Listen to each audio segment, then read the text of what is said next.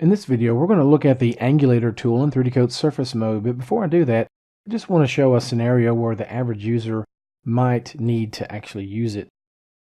If you are working with primitives or other objects, especially if you're working in voxel mode, it's very good at booleans, whether you're subtracting or merging objects together, and because of the nature of voxels, you may want to keep the resolution rather low, but let me create an example here.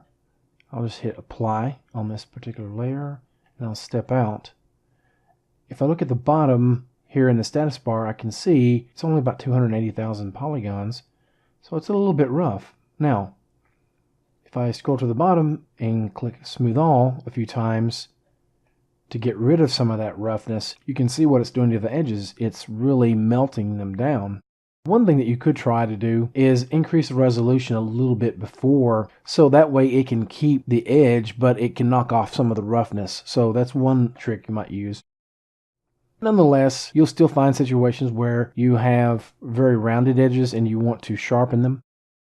That's when we would want to switch to surface mode and use the angulator that's toward the bottom of the surface tools.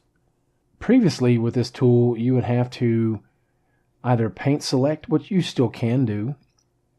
Let me go ahead and do that now. So as you brush, it's going to create a boundary. I'll go ahead and clear that by going to the tool options panel and choosing clear selection. Now your tool options panel may be floating. I just happen to put the tool options and the brush options right here as close as possible to the action because these are the two panels I use the most. Let me clear that by hitting Control D, which is the same keyboard combination you use to clear a selection in Photoshop. So it's easy to remember.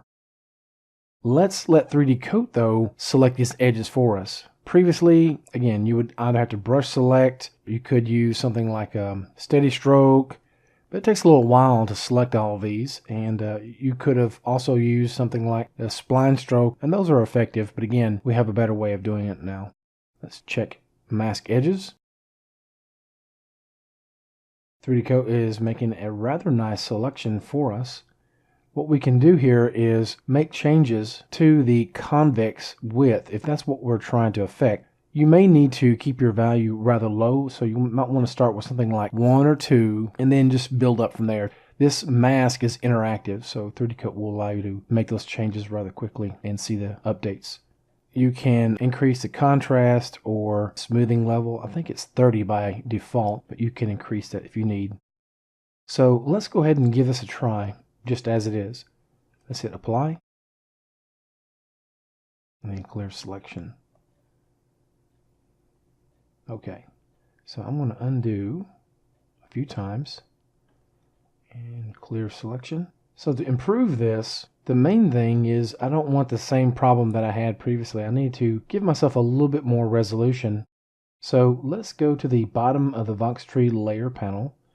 This little icon here will allow us to increase the resolution. Alternatively, you could go to the bottom of the tool panel in the command section, click on resample.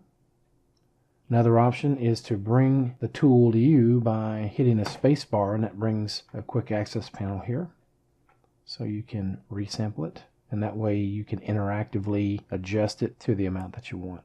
So let's hit OK. Now that we have enough resolution, I may give it one level of smoothing, just maybe tangent smoothing. Tangent smoothing won't degrade the overall shape, it just kind of optimizes the mesh. So I'll hit OK. Now we'll go back to Angulator and we'll click Mask Edges. It remembers the settings that we had.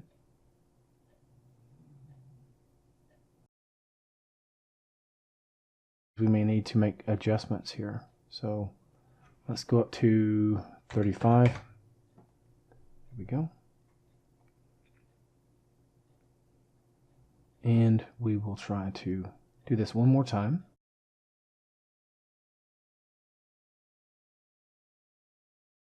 Okay, so let's clear the selection. And there we go. We have much sharper edges now. It's a little bit hard to see with this shader.